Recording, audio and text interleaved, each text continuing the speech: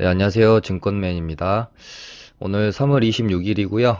지수랑 보고 그간 문의가 굉장히 많았던 종목이랑 저희 매매했던 종목 매매 복귀 해드리도록 하겠습니다. 일단 저희가 미국 차트를 좀 볼게요. 또 보시면은 다우가 우리도 지금 코스피보다는 코스닥이 조금 더 강하고 오늘도 마찬가지고 흐름이 좋은 상태고 미 증시도 다우는 지금 쌍봉의 형태 일단은 쌍봉의 형태를 띠고 있기 때문에 이 저점을 깨느냐 깨지 않느냐가 정말 상당히 중요할 것 같습니다. 우리 증시에도 엄청난 영향을 미칠 것 같고요. 그래서 여기서 쌍봉 상태고 월요일 날 이제 미국채 장단기 금리 역전 현상을 가지고 이슈를 만들면서 굉장히 폭락이 있었죠. 거기에 우리 증시도 영향을 받아서 미국 증시가 떨어진 만큼을 그대로 다 반영을 하는 모습이었어요. 마찬가지로 일본도 어제 미 증시의 그 떨어진 낙폭만큼을 더 상회하는 하락이 있었기 때문에 우리 증시도 그렇고 일본 니케이도 그렇고 큰 반등이 있었죠.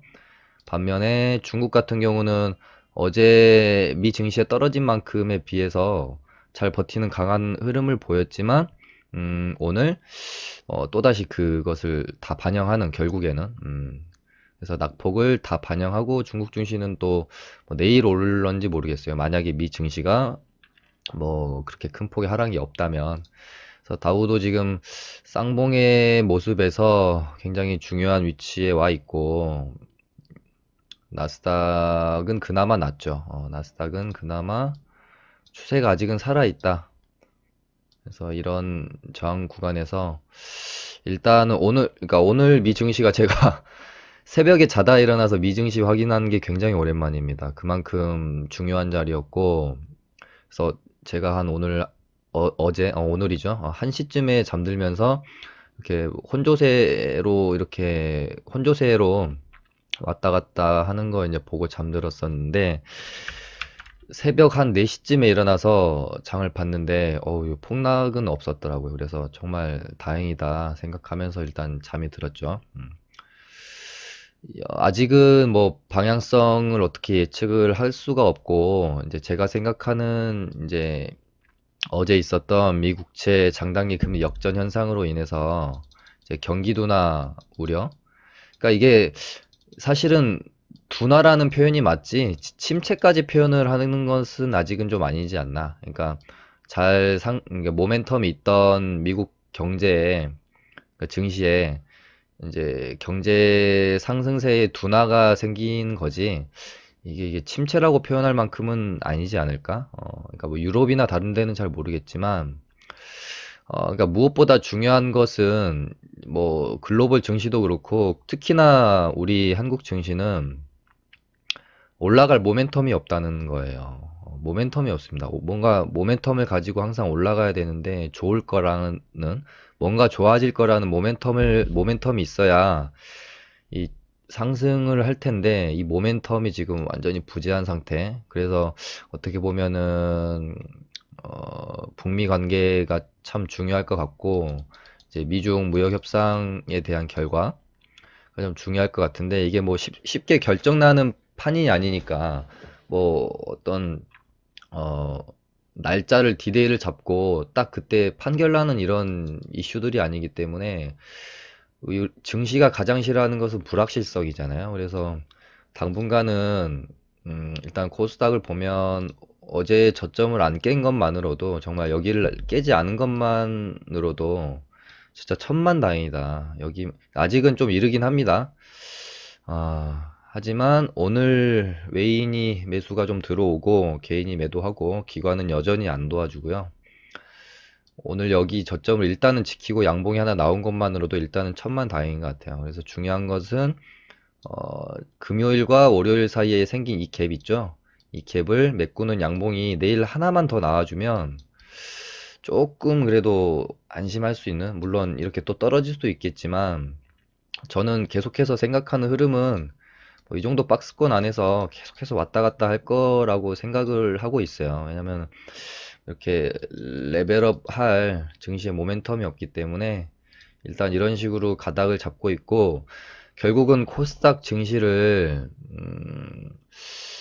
이때 이만큼을 올려줬을 때가 뭐 이제 IT 뭐 전자 부품 휴대폰 부품주 위주로 상승이 이루어졌는데, 지금 뭐 외인이든 기관이든 IT 쪽을 더 담기는 좀 부담스러운 면이 있지 않을까 싶어요. 제 생각에는. 그래서 만약에 여기서 상승마디가 하나 더 나오려고 하면 결국에는 코스닥 시총 상위주들 위주로, 지금 보면은 코스닥 시총 상위주들이 철저하게 지금 소외받고 있고, 중소형주 위주로만 이렇게 반등이 나오고 있잖아요. 그래서 상승마디가 하나 더 나오려면 시총 상위주들 중에서, 덩어리가 큰 종목들 중에서 뭐 이렇게 좀 좋은 호재로 인한, 그러니까 다른 동생들을 데리고 갈 만한 그런 호재를 얻고 한번 상승이 나와줘야 할 것 같아요. 제 개인적인 견해로는. 그렇지 않는다면은 계속된 지루한 박스권 장세가 연출될 가능성이 높다. 그래서 제가 이제 신라젠이라는 종목을 중요하게 보고 있고, 지금 시총 상위주들 중에 보면, 앞으로 지금 뭔가 굉장한, 호재라고 해야 될지는 모르겠지만, 그러니까 우리가 지금 신라젠을 보고 있는 우리 주주분들은 6월 달에 발표될 무용성 평가 하나만을 지금 바라보고 있으실 거고, 저한테 가장 많은 질문이 오는 종목도 신라젠이고, 최근에는 에코프로비엠이 좀 많이 와서 이 두 종목을 오늘 설명을 드릴 건데요. 6월 무용성 평가를 앞두고 있고, 제가 이때 제약바이오 도대체 언제 가나 라는 주제를 가지고 뭐 4월이냐 6월이냐 이렇게 좀 주제를 잡고 영상을 올려드렸던 적이 있는데, 언제 갈지는 모르겠지만 제가 바라는 것은 한 5월이나 6월쯤부터 움직이는 것을 바란다라고 말씀을 드렸던 적이 있어요. 왜냐면은 결국에는 어떤 주식이든, 그러니까 크게 가려는 전제를 깐다면, 그러니까 물론 가지 못하면 차트가 뭐 정별이든 뭐 역별이든 아무 상관도 없죠. 근데 만약에 이 종목이 갈 거라면 좀 더 차트가 이쁘게 완벽하게 만들어지고 나서 가야, 한 배 갈 거, 두 배 가고, 두 배 갈 거, 세 배 갈 수도 있는 거거든요. 그래서 이때 당시 제가 영상 올려드릴 때 제 개인적인 견해를 말씀드리기를, 기간 조정이 조금 더 빼졌으면 좋겠다. 이 안에서 한 이만큼까지. 그러면은 한두 달 정도, 지금으로부터서도 한두 달 정도 더 기간 조정으로 빼면서 이평선들을 훨씬 더 밀집시키는 이 과정들, 이 좀 필요하지 않겠느냐라고 생각이 들어요. 정말 위아래로 변동폭이 컸던 출렁임을 끝내고 이 정도의 기간 조정은 사실 좀 짧다. 이거 해봐야 뭐 4개월, 5개월, 6개월밖에 안 되기 때문에 이 정도는 좀 짧다라고 저는 생각이 들어요. 물론 뭐 이런 거 기간 조정 필요 없이 빡빡빡 가면 좋겠죠. 근데 우리가 더 좋은 모습으로 차트가 만들어진 다음에 더 매물 소화도 많이 한 다음에 그 다음에 상승이 이루어지면, 아까 말씀드린 것처럼 뭐 이만큼 갈 거, 이만큼 갈 수도 있고 그런 거기 때문에 좀 더 우리가 시간을 좀 더 보내야 하는 고통은 있겠지만, 그렇다고 이게 뭐 이 정도 기간 조정을 거치면 무조건 간다 이런 말씀을 제가 드리는 건 아니에요. 이제 조금 하나 우려스러운 것은, 너무 이제 뭐 6월 무용성 평가가 발표되면 무조건 우리가 간다라고 우린 또 생각을 하고 있는데, 또 그렇게 너무 또 뻔하게 움직이면 이게 참 또 그렇거든요. 그래서 걱정이 되는 부분은 또 있긴 합니다. 근데 뭐 일반적인 호재들보다는 일단 무용성 평가는 굉장히 큰 하나의 이벤트이기 때문에 좋은 결과가 있고, 만약에 이때 또 장이 괜찮다면, 그러니까 어떤 호재든 어떤 종목이든 간에 장이 받쳐줘야 20%갈 거 뭐 40%, 50% 가고 그런 거거든요. 장이 안 받쳐주면 정말 예전에 뭐 코오롱 티슈진이나 아니 코오롱 생명과학이나 이런 뭐 유한양행도 그런 경우가 있었죠. 장 안 좋을 때 기술 수출 그렇게 하니까 뭐 상한가 갔다가도 그대로 다 밀려버리잖아요. 그래서 장이 훨씬 더 중요하다. 차라리 지금 요즘 같은 장에는 호재 안 나오는 게 낫습니다. 좀 더 기다렸다가 지수가 좀 안정을 찾고 좀 좋은 상승 국면에서 호재가 나오는 게 훨씬 좋다. 그래서 제가 말씀드리고 싶은 것은 어, 좀 더 시간이 필요하다. 신라젠 같은 경우는. 그리고 지금은 이제 공매도들이 딱 정말 영리하죠. 그리고 하나 말씀드리고 싶은 게 공매도가 한번 붙으면 쉽사리 떨어지지 않아요. 정말 그들의 힘만으로는 주가의 상승을 억제하기 힘든 정도?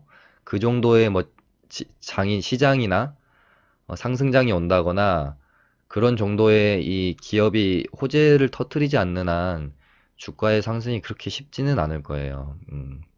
그래서 좀 더 느긋하게 보셔야 될 것 같고, 지금 뭐 이제 공매도가 작정하고 눌러놓고 지금은 티 안 나게 뭐 쇼커버링 하고 있는 과정이라고 보여지고요.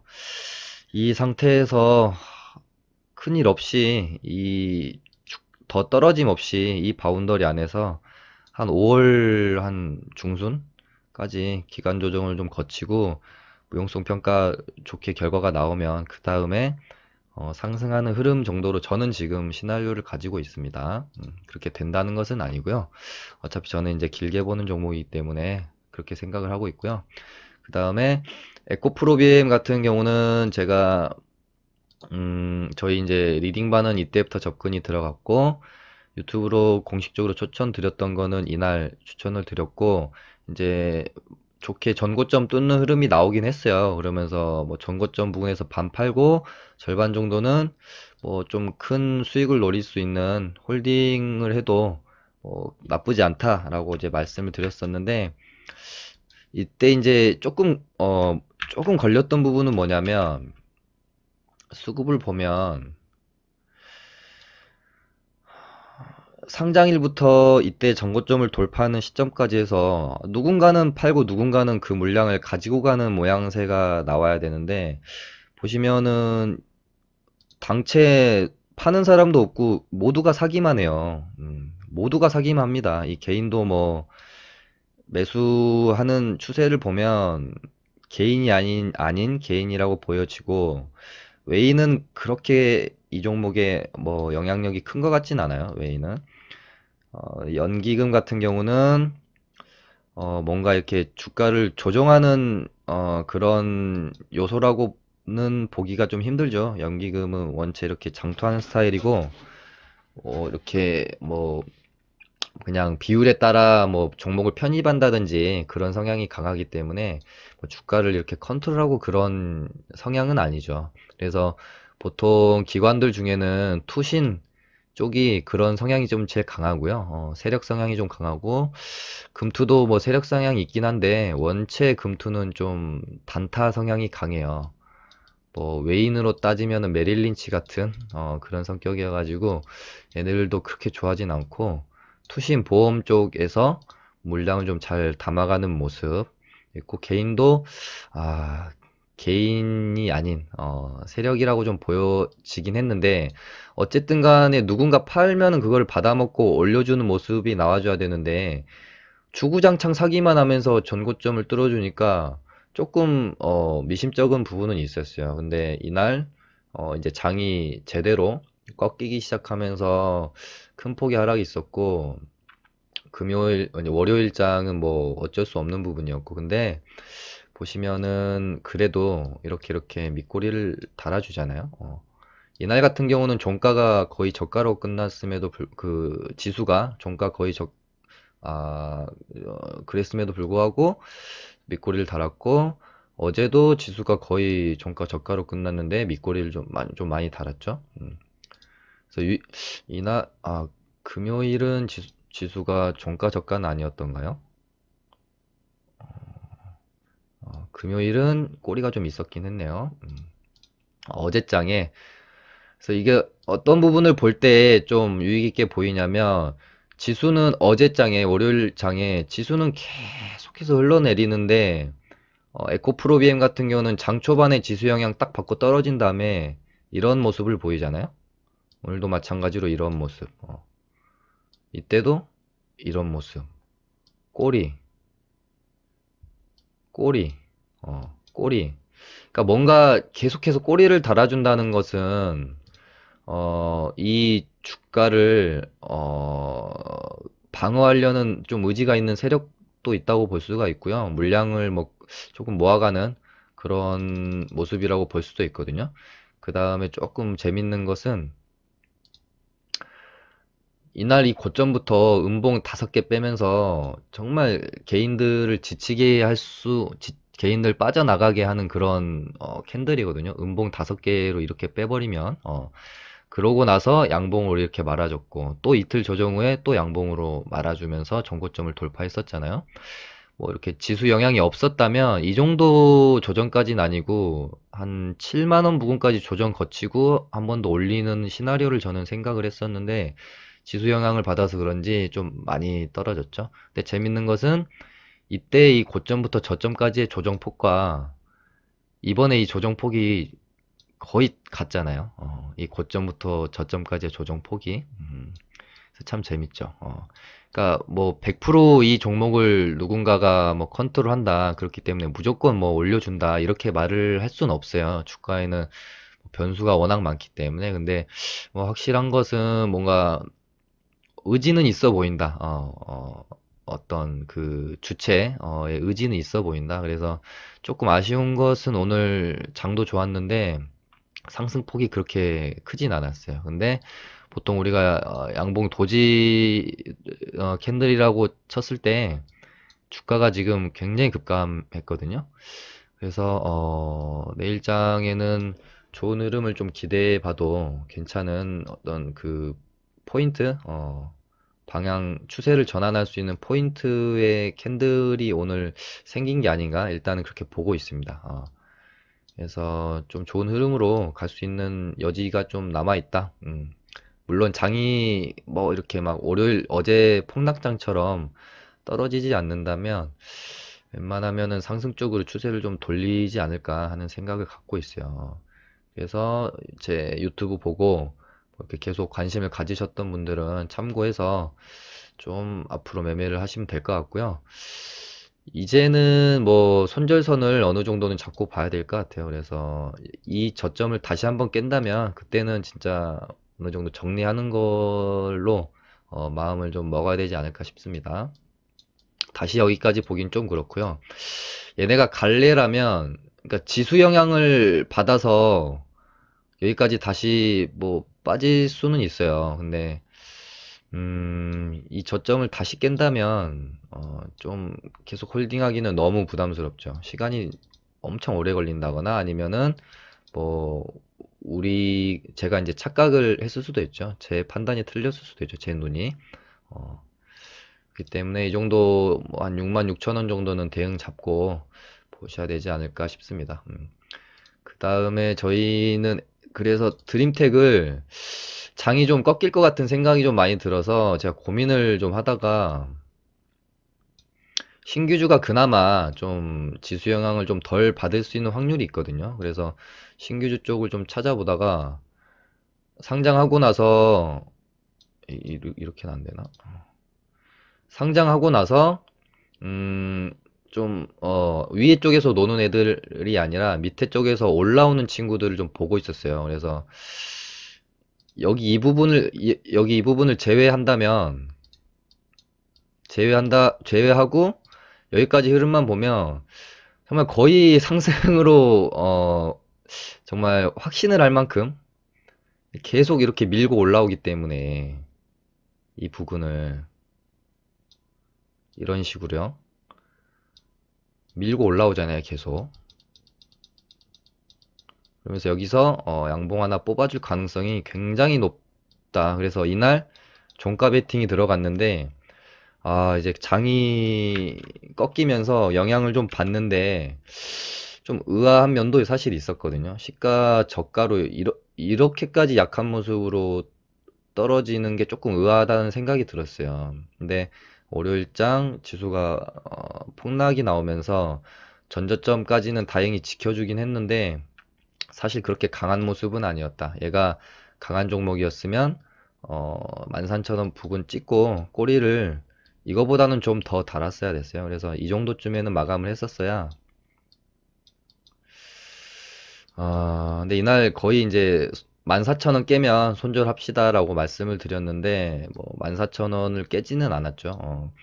근데 뭔가 좀 움직임이 너무 좀 뭔가 약하다. 그래서 제가 뭐 악재 있나 찾아보기도 했었거든요. 근데 아니나 다를까 어제 월요일장 끝나고 이제 스톡옵션 추가 상장 악재가 나왔는데 뭐 신규주들이 보통 스톡옵션이나 뭐 CB 같은 추가 상장이 있죠. 근데 그게 물론 악재는 악재인데 이제 주수에 따라 좀 달라진 면도 있고 힘 좋은 애들은 뭐 에코프로비엠도 16만 주 추가 상장권이 있었는데 그날 뭐 잘 받아먹고 상승도 했고 예전에 뭐 천보 같은 종목도 천보 같은 종목도 이날 10몇만 주 추가 상장이 있었는데 또 불구하고 거래량이 34만 주인데 10 몇만 주면은 거래량이 뭐 거의 만 30% 가까이 되잖아요.